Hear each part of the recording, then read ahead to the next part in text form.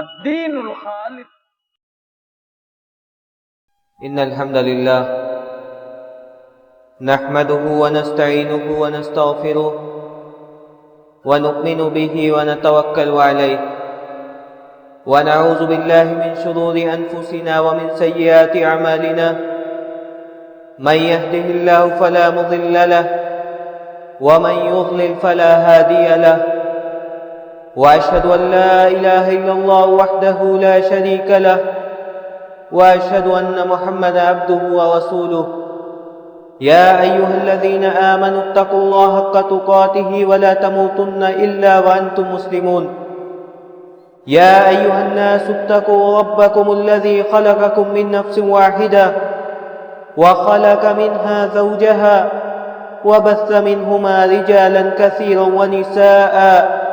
واتقوا الله الذي تساءلون به والأرحام، إن الله كان عليكم رقيبا. يا أيها الذين آمنوا اتقوا الله وقولوا قولا سديدا يصلح لكم أعمالكم ويغفر لكم ذنوبكم، ومن يطع الله ورسوله فقد فاز فوزا عظيما. أما بعد، فإن خير الحديث كتاب الله، وخير الهدي هدي محمد صلى الله عليه وسلم، وشر الأمور محدثاتها، وكل محدثة بدعة، وكل بدعة ضلالة، وكل ضلالة في النار. فأعوذ بالله السميع العليم من الشيطان الرجيم. بسم الله الرحمن الرحيم. قاف والقرآن المجيد بل عجبوا أن جاءهم منذر منهم فقال الكافرون هذا شيء عجيب. أإذا متنا وكنا ترابا ذلك رجع بعيد. قد علمنا ما تنقص الأرض منهم وعندنا كتاب حفيظ. بل كذبوا بالحق لما جاءهم فهم في أمر مريج. أفلم ينظروا إلى السماء فوقهم كيف بنيناها وزيناها وما لها من فروج. والأرض مددناها وألقينا فيها رواسي وأنبتنا فيها من كل زوج بهيج. تبصرة وذكرى لكل عبد منيب. وقال تعالى في مقام آخر: يا بني آدم لا يفتننكم الشيطان كما أخرج أبويكم من الجنة ينزع عنهما لباسهما ليريهما سوآتهما إنه يراكم هو وقبيله من حيث لا ترونهم إنا جعلنا الشياطين أولياء للذين لا يؤمنون. محترم बुजुर्गों, इस्लामी भाइयों, नौजवान साथियों, ये दुनिया जिसमें हम जिंदगी गुजार रहे हैं, ये दुनिया एक ऐसी दुनिया हो चुकी है कि यहाँ आए दिन ऐसे वाक़यात और हादसात रूनुमा होते हैं कि अगर सिर्फ वाक़यात पर तबसरा किया जाए तो ऐसी सूरत में दीनी मसाइल हमसे फौत हो जाते हैं। लेकिन ज़रूरत इस बात की है कि मौजूदा हालात के तनाज़ुर में जो वाक़यात पेश आते हैं, जो हादसात पेश आते हैं, उसके तनाज़ुर में इस्लामी अहकाम व मसाइल का तज़किरा किया जाए ताकि मुसलमान उन अहकाम व मसाइल को समझ करके उससे मुताल्लिक़ अपने अंदर एहसास पैदा करें। मुसलमानों की अमली कोताही, दीन से दूरी, दीनी बेरहरवी اور کتاب و سنت سے بیزاری کے نتیجے میں آئے دن مسلمانوں پر جو مشکلات آ رہی ہیں، جو مصائب و آلات آ رہے ہیں، اس کے ذمہ دار ہم خود ہیں۔ اللہ رب العالمین نے ہم کو اس دنیا کے اندر ایک قائد کی حیثیت سے بھیجا، نبی آخر الزماں کو ہمارے درمیان مبعوث فرمایا، جو سارے مذاہب کے لیے، سارے ادیان کے لیے، ساری انسانیت کے لیے، بلکہ ساری مخلوقات کے لیے نبی رحمت بنا کر کے بھیجے گئے۔ آپ کے بعد یہ ساری کی ساری ذمہ داریاں یہ علماء اکرام پر آتی ہیں، امت مسلمہ پر آتی ہے، اور امت مسلمہ کی یہ ذمہ داری ہے کہ مسلمان اپنی ذمہ داری کو محسوس کرے، مسلمان دیکھے کہ اس دنیا کے اندر کیا کچھ ہو رہا ہے، اس میں اس کا کیا رول ادا ہو سکتا ہے۔ ہر انسان کو اس پر غور و فکر کرنا چاہیے، مسلمانوں کو دیکھنا چاہیے کہ جو حادثات ہوتے ہیں ان کے اسباب کیا ہے اور کیسے ان حادثات کا سد باب کیا جا سکتا ہے۔ آپ دیکھ لیں جو کچھ آج ہمارے ہندوستان کے اندر ہو رہا ہے، چاہے وہ کرناٹک کے اندر ہو یا ہندوستان کے دوسرے مختلف خطوں کے اندر ہو، یہ ساری کی ساری جو مصائب اور آلام ہیں، یہ ساری کی ساری جو مشکلات ہیں، جس طرح سے ہمارے مذہب پر، جس طرح سے ہمارے مذہب کے قوانین پر انگلیاں اٹھائی جا رہی ہیں، جس طرح سے اس کو ختم کرنے کی کوششیں کی جا رہی ہیں، جس طرح سے حجاب پر اور پردہ پر جو پروپیگنڈا کیا جا رہا ہے کرناٹک کے اندر اور دوسرے ممالک کے اندر، اس کے ذمہ دار کہیں نہ کہیں ہم خود ہیں کہ ہم نے اپنے خواتین کو کنٹرول نہیں کیا، ہم نے اپنے خواتین کو کتاب و سنت کی روشنی میں، کتاب و سنت کی تعلیمات کی روشنی میں باپردہ رہنے کا حکم نہیں دیا۔ ہماری خواتین غیر اقوام سے متاثر ہو کر کے جس انداز سے بے حیائی کو اور بے پردگی کو رواج دے رہی ہے، یہی نتیجہ ہے جس کی وجہ سے آج یہ پروپیگنڈا کیا جا رہا ہے۔ اللہ رب العالمین نے قرآن کریم کے اندر اور نبی آخر الزماں نے اپنے احادیث مبارکہ کے اندر کس انداز سے خواتین کو پردہ کرنے کا حکم دیا ہے، یہ ساری تعلیمات آج ہمارے سامنے کتابوں کی شکل میں، احادیث مبارکہ کی شکل میں موجود ہے، لیکن ہماری خواتین ہیں، ہم ہیں جو ہم ان کو اپنانا نہیں چاہتے، ہم ان سے دور بھاگتے ہیں، ہم ان کو اپنانے کی کوشش نہیں کرتے۔ آپ دیکھ لیں اللہ کے رسول صلی اللہ علیہ وسلم کی احادیث مبارکہ کو، صحابیات کے طرز عمل کو، تو جب آیت حجاب نازل ہوئی کس انداز سے صحابیات نے پردہ کیا، کس انداز سے صحابیات نے اپنے جسم کو ڈھاکا، کس طرح سے ایک دوسرے سے چادریں مانگ مانگ کر کے اپنے جسم کا پردہ کیا۔ آج کے دور میں جو بے پردگی اور جو بے حیائی ہمارے معاشرے میں عام ہے، اس کے ذمہ دار ہم خود ہیں۔ آج کے دور میں جو لباس جتنے زیادہ بے پردگی کو ظاہر کرتے ہیں، جو لباس جتنے زیادہ فحشکاری کو عام کرتے ہیں، وہی لباس آج ہمارے گھروں کی زینت بنے ہوئے۔ آج کے دور میں چھوٹے لباس، باریک لباس، دنیا کے اندر فیشن اختیار کرنے کے لباس، یہ سارے کے سارے لباس آج جتنے زیادہ مسلمانوں کے گھروں کی زینت بنے ہوئے، شاید ہی دوسری اقوام اس میں اتنی زیادہ مبتلا ہے۔ اللہ کے رسول صلی اللہ علیہ وسلم کی احادیث مبارکہ کو، عہد رسالت کو، صحابیات اور صحابہ اکرام کے دور کو اٹھا کر کے دیکھیے، جب آیت حجاب نازل ہوئی اللہ کے رسول صلی اللہ علیہ وسلم نے خواتین کو پردہ کرنے کا حکم دیا۔ آپ دیکھ لیں احادیث مبارکہ کو اٹھا کر کے دیکھ لیں، جن صحابیات کے پاس چادر نہیں تھی، دوسرے صحابیات سے انہوں نے چادر لے کر کے اپنے جسم کو ڈھاکا، اپنے جسم کا پردہ کرنا شروع کیا، کیونکہ اللہ رب العالمین کا حکم تھا۔ آج کے دور میں جو لباس جتنے زیادہ چھوٹے ہیں اس کی اتنی زیادہ اہمیت ہے۔ آج کے دور میں جو جتنا زیادہ بے پردہ ہے اس کو اتنی زیادہ عزت کی نگاہ سے دیکھا جاتا ہے۔ آج کے دور میں جو لباس جتنے زیادہ باریک ہیں، جتنے زیادہ چھوٹے ہیں، وہی لباس آج دنیا کے بڑے بڑے کارخانوں میں، بڑی بڑی فیکٹریوں میں، بڑی بڑی دکانوں میں بیچ کر کے ان سے روزیاں کمائی جاتی ہے۔ یہ ہمارا معیار بن چکا ہے۔ آج کے دور میں دنیا الٹی چل رہی ہے۔ ہماری عقل، ہمارا فہم اور ہمارا شعور یہ ہمارے جسم سے رخصت ہو چکا ہے۔ اللہ رب العالمین ہم کو عقل سلیم عطا فرمائے کہ جو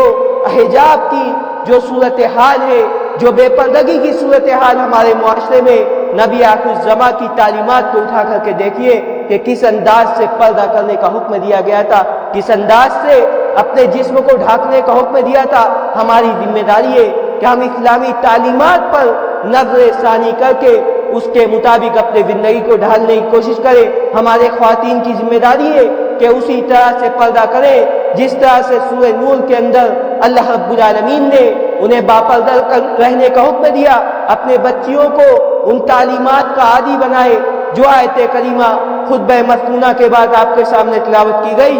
سورہ اعراف کی آیت کریمہ ہے۔ اللہ رب العالمین نے فرمایا یا بنی آدم لا یفتننکم الشیطان، مسلمانوں کو مخاطب نہیں کیا گیا، مسلمانوں کی کسی جماعت کو مخاطب نہیں کیا گیا، مسلمانوں کی کسی ٹولی کو مخاطب نہیں کیا گیا، بلکہ ایک عمومی خطاب دیا گیا کہ یا بنی آدم، اے بنی آدم، اے ابن آدم کی اولاد، تمہارا تعلق چاہے مسلمانوں سے ہو، تمہارا تعلق چاہے غیر مسلموں سے ہو، چاہے یہود و نصارہ سے ہو، بدعت و خرافات اختیار کرنے والوں سے ہو، شرکیات انجام دینے والے سے ہو، تمہارا تعلق کسی بھی مذہب و ملت سے ہو، لا یفتننکم الشیطان، شیطان تم کو فتنے میں نہ ڈالے، شیطان تم کو فتنے میں مبتلا نہ کرے، جس طرح سے تمہارے باپ آدم، تمہاری ماں ہوا کو اس نے فتنے میں مبتلا کر کے، بہکا کر کے، ممنوع درخت کے پاس پہنچا کر کے ان کو جنت سے نکلوا دیا۔ شیطان جانتا تھا کہ اس درخت کو چکھنے کے نتیجے میں ان کے ساتھ کون سا سلوک ہونے والا ہے، اس درخت کو چکھنے کے نتیجے میں یہ لوگ جنت سے نکل جانے والے ہیں، ان جنت کا لباس ان سے چھن جانے والا ہے۔ یہ شیطان کا سب سے پہلا حربہ تھا کہ اس کا یہ حربہ تھا کہ وہ ابن آدم کو شرم و حیا سے عاری کر دے، ابن آدم اپنی شرم و حیا کو اتار کر کے پھینک دے۔ یہ شیطان کا سب سے پہلا مقصد تھا اور شیطان اپنے اس مقصد میں کامیاب ہو گیا، اور اللہ رب العالمین نے سورہ اعراف کے اندر یہ پوری تفصیل ذکر فرمائی ہے کہ اللہ رب العالمین شیطان نے ان کو بہکایا، جنت کا لباس ان کے جسم سے اتروا دیا، اور اللہ کے رسول صلی اللہ علیہ وسلم نے بھی اپنے احادیث مبارکہ کے اندر فرمایا کہ ان اول فتنۃ من بنی اسرائیل کانت فی النساء، کہ بنی اسرائیل کا جو سب سے پہلا فتنہ تھا یہ ان کی عورتوں میں مبتلا کیا گیا، یعنی ان کی عورتوں کو راہ راست سے بھٹکا کر کے ان کو گمراہ کر دیا گیا، اور اس کے بعد ان کو تباہ و برباد کر دیا گیا۔ آج کے دور میں ہم یہ کہہ سکتے ہیں، خواتین یہ کہہ سکتی ہیں کہ مردوں پر لگام لگائی جائے، مردوں کے لیے قیود اور پابندیاں عائد کی جائے، مردوں پر سختیاں کی جائے۔ یہ حقیقت ہے کہ مردوں پر سختیاں کی جانی چاہیے، یہ ایک مسلمہ حقیقت ہے کہ مردوں پر قیود اور پابندیاں عائد ہونی چاہیے تاکہ ان کو بے رحمی کا موقع نہ ملے، لیکن یہ بھی ایک مسلمہ حقیقت ہے کہ اگر خواتین اسی طرح سے بے پردہ نکلتی رہی، فلمی دنیا کے نہ جانے کون کون سے سین آج ہمارے معاشرے میں رواج پاتے گئے، موبائل اور ٹی وی سیریلز کے اندر ہماری آنکھوں کے لیے ٹھنڈک پیدا کی جاتی رہی،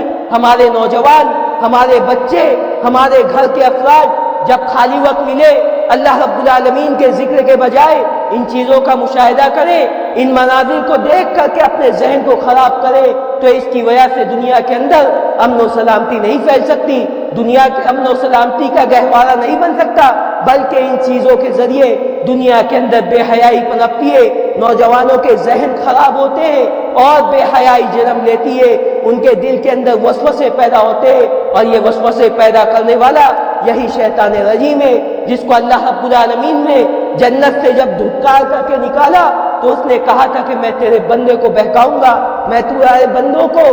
راہ راست سے بھٹکا کر کے گمراہ کروں گا۔ اور شیطان آج جو اللہ رب العالمین سے وعدہ کر کے جنت سے نکلا تھا کہ تیرے بندوں کو بہکاؤں گا، آج وہ اپنے اس مقصد میں، آج اپنے وہ عزم میں کامیاب نظر آتا ہے۔ ہم نے اللہ رب العالمین سے جو وعدہ کیا تھا کلمہ توحید کے اقرار کا، کلمہ توحید کو اقرار کر کے اللہ رب العالمین کے دین پر چلنے کا جو عزم کیا تھا، آج ہم اللہ رب العالمین سے کیے ہوئے اس وعدے میں ناکام نظر آتے۔ آج کے دور میں آپ پوری دنیا کا مشاہدہ کر لیں، بلکہ پوری دنیا کو چھوڑ دیں، اپنے اس شہر بنارس کا مشاہدہ کر لیں۔ اس شہر بنارس کے اندر اگر کوئی انسان اپنے فیملی کے ساتھ، کوئی شریف انسان اپنے بیوی بچوں کے ساتھ کہیں نکلنا چاہے، کسی پارک میں تھوڑی دیر سکون سے بیٹھنا چاہے، آپ بتائیں کہ اس ہندوستان کے اندر، اس بنارس کے اندر کون سی ایسی جگہ ہے، آپ سروے کر کے دکھا دیں کہ کون سی ایسی جگہ ہے جہاں پر کوئی شریف انسان اپنے اہل و عیال کے ساتھ بیٹھ سکتا ہے، کوئی انسان نہیں دکھا سکتا۔ یہ ساری کی ساری جگہ آج بے حیائی کا اڈا بن چکی ہیں۔ اللہ رب العالمین نے فرمایا کہ اے ابن آدم، شیطان تم کو فتنے میں نہ ڈالے، شیطان تم کو فتنے میں مبتلا نہ کرے جس طرح سے اس نے تمہارے باپ آدم اور تمہاری ماں ہوا کو فتنے میں مبتلا کر کے جنت سے نکلوا دیا۔ جنت سے نکلوا کر کے اللہ رب العالمین نے آگے مزید تفصیل بیان فرمائی کہ ينزع عنہما لباسہما لیریہما سوآتہما، ان کے جسم سے جنت کے لباس کو اتروا دیا تاکہ ایک دوسرے کی شرمگاہ کو دیکھ لے۔ شیطان جانتا تھا کہ ابن آدم کو شرافت کا لبادہ اوڑھ کر کے عزت داری کی زندگی گزارنے کا جو سلیقہ سکھلایا گیا ہے اس سلیقے سے وہ عاری ہو جائے، شرم و حیا کو اتار کر کے پھینک دے، شرم و حیا سے وہ عاری ہو جائے۔ یہ شیطان کا سب سے پہلا مقصد تھا، ينزع عنہما لباسہما لیریہما سوآتہما، تاکہ ایک دوسرے کی شرمگاہ کو دیکھ لے اور دنیا کے اندر بے حیائی پھیل جائے، دنیا کے اندر بے حیائی عام ہو جائے۔ تمام بنی نوع انسان کو مخاطب کر کے اللہ رب العالمین نے تنبیہ فرمائی کہ شیطان یہ تم کو فتنے میں نہ ڈالے۔ اے ابن آدم، تمہارا تعلق اگر اسلام سے نہیں ہے، اگر تم مومن نہیں ہو، اس کے باوجود سن لو، یہ بے حیائی، یہ فحش کاری، یہ بے پردگی، یہ دنیا میں امن و سلامتی نہیں جا سکتی، بلکہ یہ بے چینیاں ہوتی ہے۔ اور ایک سائنسداں کا آج سے 10 سال پہلے باقاعدہ ایک سروے آیا تھا کہ اس کا یہ سروے یہ اخبار میں چھاپا بھی گیا تھا کہ ایک انسان جب باہر نکلتا ہے اس کی بیجا نظریں اگر خواتین پر پڑتی ہے تو اس کے خون کے اندر جو حدت پیدا ہوتی ہے اس کی وجہ سے مختلف قسم کی بیماریاں جنم لیتی ہے۔ اس کا سب سے اچھا اور سب سے بہترین طریقہ اور سب سے بہترین سدباب یہی ہے جو کہ اسلام نے پیش کیا ہے۔ وہ سائنسداں مسلمان نہیں تھا لیکن اس کے باوجود اسلام کی تعلیمات کا اس نے اعتراف کیا کہ سب سے بہترین سدباب یہی ہے جو اسلام نے پیش کیا ہے کہ خواتین جب گھر سے باہر نکلے باپردہ ہو کر کے نکلے، اپنے جسم کو ڈھانپ کر کے نکلے۔ اگر کسی نے غلط نیت سے اپنے آپ کو باہر نکالا ہے، غلط نیت سے اگر وہ باہر نکلا ہے تو خواتین کی باپردگی کو دیکھ کر کے، خواتین کے پردے کو دیکھ کر کے، اسلامی قوانین کی پابندیوں کو دیکھ کر کے اس کے سارے جراثیم اسی کے ساتھ فوت ہو جائے، وہ خائب و خاصل ہو کر کے اپنے گھر لوٹے۔ آج کے دور میں یہ بیمار دل کے لوگ یہ بازاروں میں نکل جاتے ہیں، گلی کے نکڑوں پر بیٹھ جاتے ہیں، اس مشاہدے کے انتظار میں رہتے ہیں کہ کون سی خواتین کب نکلے گی، کس انداز کا لباس پہنا ہوگا، کس انداز کی خوشبو لگائی ہوگی، چال ڈھال کیا ہوگی، کس انداز کا کس سے گفتگو کرے گی۔ یہ ساری کی ساری چیزیں اسلام نے 1400 سال پہلے ہم کو یہ تعلیمات دی، خواتین کو یہ تعلیمات دی کہ خواتین جب نکلے تو باپردہ ہو کر کے نکلے۔ اسلام نے 1400 سال پہلے یہ تعلیم دے دی کہ خواتین کے لیے خوشبو لگا کر کے نکلنا حرام ہے، اپنی زیب و زینت کو ظاہر کر کے نکلنا حرام ہے، لیکن اس کے باوجود یہ تعلیمات آج ہم سے مفقود نظر آتی ہے۔ یہ تعلیمات آج ہم اپنے زندگی میں لانا نہیں چاہتے۔ اللہ کے رسول صلی اللہ علیہ وسلم نے اسی وجہ سے انہی چیزوں کو، انہی فحشکاریوں سے ہم کو دور کرنے کے لیے متعدد تعلیمات ہمارے سامنے بیان فرمائی، راستوں کے حقوق بتلائے کہ جب تم راستے میں نکلو ضرورت کے تحت اگر تم بازار کا رخ کرو تو تمہاری نگاہ خیانت نہ کرنے پائے، تم اپنی نظر کو نیچی کر کے رکھو۔ اور ایک حدیث کے اندر فرمایا کہ وَلْيَسْعَكَ بَيْتُكَ، تمہارا گھر تمہارے لیے کافی ہو، بلا ضرورت تم بازار میں مت نکلو، کیونکہ اللہ رب العالمین کی نظر میں سب سے مقبوض ترین اور سب سے ناپسندیدہ ترین جو جگہ ہے وہ یہی بازار ہے۔ اس بازار میں انسان جب نکلتا ہے طرح طرح کی بے حیائیاں جنم لیتی ہے، طرح طرح کی بے حیائیاں اور بے پردگیاں دیکھنے میں آتی ہے۔ اسی وجہ سے اللہ کے رسول صلی اللہ علیہ وسلم نے فرمایا کہ تمہارا گھر تمہارے لیے کافی ہونا چاہیے۔ تو اللہ رب العالمین نے سورہ اعراف کے اندر اس حقیقت کا تذکرہ کرتے ہوئے فرمایا کہ ينزع عنہما لباسہما لیریہما سوآتہما، کہ شیطان چاہتا ہے کہ تمہارے جسم سے شرم و حیا کی جو چادر ہے اس کو اتار پھینک کر کے تم کو بے شرمی کا آمادہ کر دے. تم شرم و حیا کو پھینک دو, شرم و حیا کو بھول کر کے ساری فحش کاری کو تم انجام دو. آگے اللہ رب العالمین نے فرمایا کہ شیطان تم کو اسلام پر دیکھنا نہیں چاہتا, اسی لیے اس نے اپنی ٹولیاں بنا رکھی ہیں کہ جو لوگ مسلمان نہیں ہیں ان کو صحیح راستے سے بھٹکا کر کے, راہ راست سے بھٹکا کر کے ان کو فحش کاری پر آمادہ کرے, ان کے ذریعے سے فحش کاری کو عام کرائے اور اس کے ذریعے سے ساری دنیا میں فحش کاری پھیل جائے. اللہ رب العالمین نے سورہ نور کے اندر جہاں خواتین کو باپردہ رہنے کا حکم دیا, اس سے پہلے مردوں کو بھی تنبیہ فرمائی. قل للمؤمنین یغضوا من ابصارہم ویحفظوا فروجہم, کہ مومنین سے اے نبی آپ کہہ دیجئے کہ اپنی نگاہوں کی حفاظت کرے, اپنی نگاہ کو نیچی رکھے, اپنے شرمگاہ کی حفاظت کرے. لیکن ساتھ ہی ساتھ خواتین کو بھی تنبیہ کی گئی. وَقُلْ لِلْمُؤْمِنَاتِ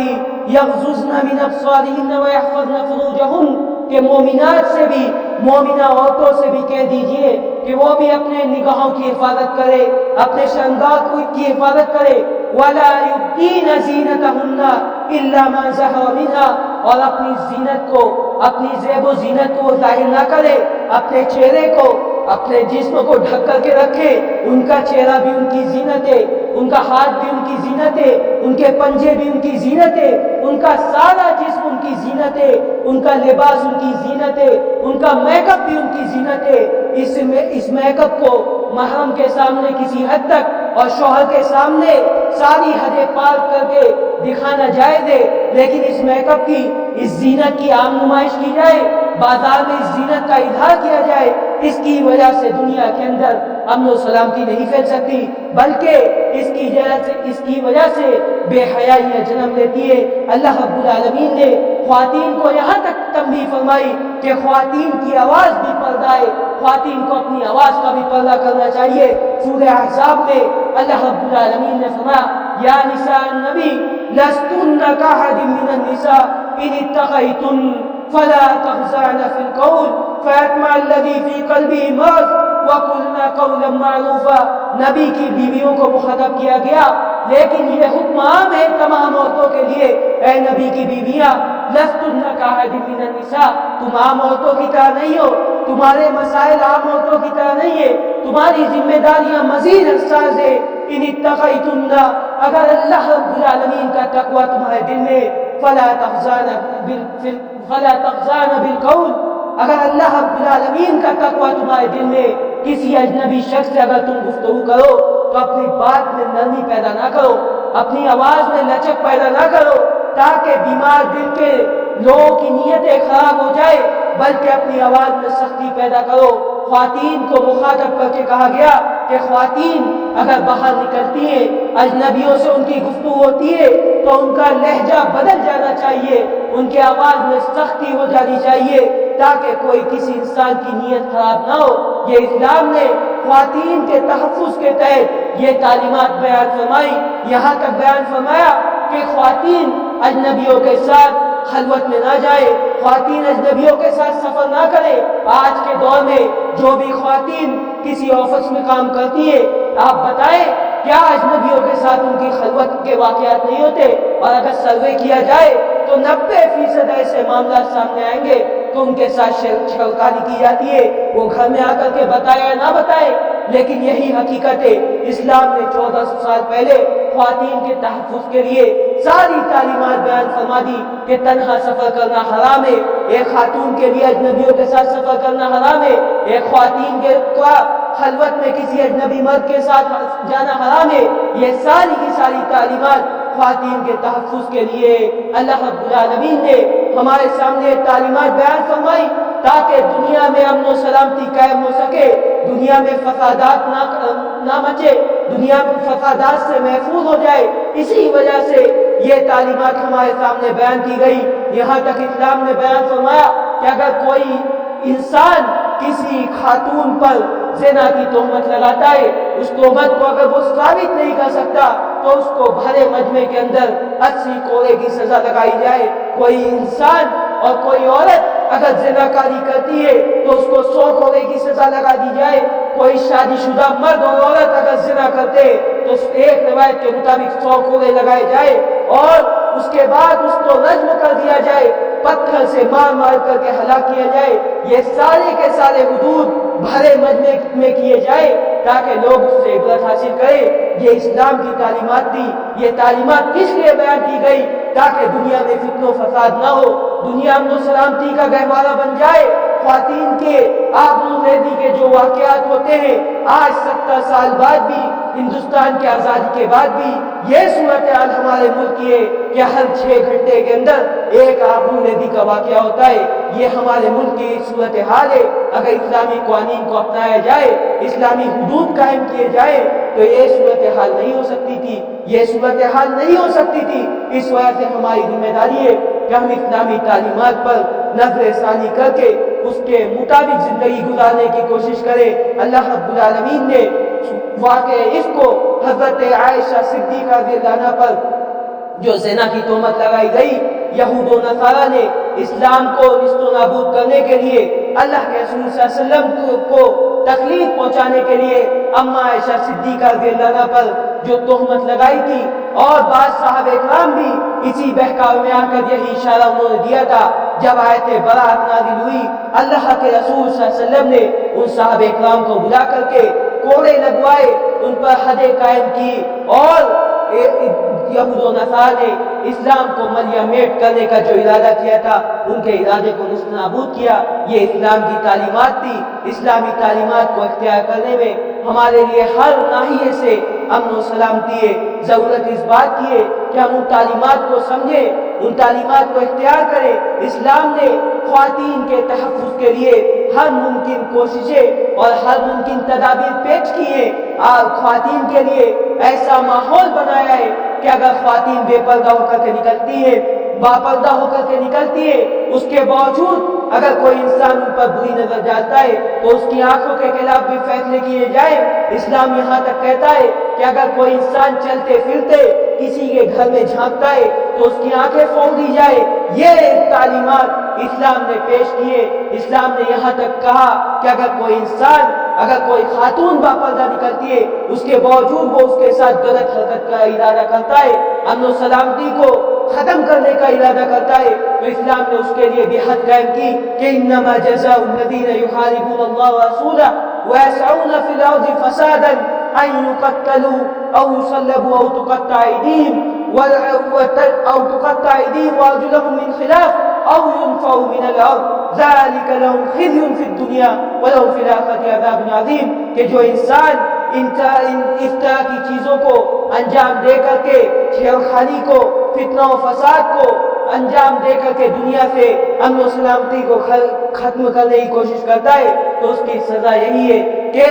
انما جزاء الذین یحاربون اللہ ورسولہ ویسعون فی الارض فسادا ان یقتلوا، یا تو اس کو قتل کر دیا جائے، اس کو سولی دے دی جائے، یا اس کے ہاتھ پیر مخالف سمت سے کاٹ دیے جائے۔ جو انسان زبردستی زناکاری کو انجام دیتا ہے، کسی خاتون کے ساتھ زبردستی کرتا ہے، اس کی یہ سزا اسلام نے ذکر کی کہ اس کے ہاتھ پیر مخالف سمت سے کاٹ دیے جائے اور اس کے بعد اس کو قتل کر دیا جائے۔ یہ رسوائی اس کی دنیا کے اندر ہے، لیکن آخرت کی رسوائی سے کہیں زیادہ سخت ہے۔ اللہ رب العالمین ہم کو اسلامی تعلیمات پر مکمل طور سے عمل پیرا ہو کر کے زندگی گزارنے کی توفیق عطا فرمائے۔ اللہ رب العالمین ہم کو خواتین کے تحفظ کے لیے جو ممکنہ کوششیں ہم کر سکتے ان کو انجام دینے کی توفیق عطا فرمائے۔ کتاب و سنت کی روح کو ہمارے دل کے اندر پیدا کر دے، ہم جب تک جیے تب تک اسلام پر جیے، جب ہمارا خاتمہ ہو تو ایمان پر ہو۔ اقول قولی ھذا واستغفر اللہ لی ولکم ولسائر المسلمین من کل ذنب فاستغفروا انہ هو الغفور الرحیم۔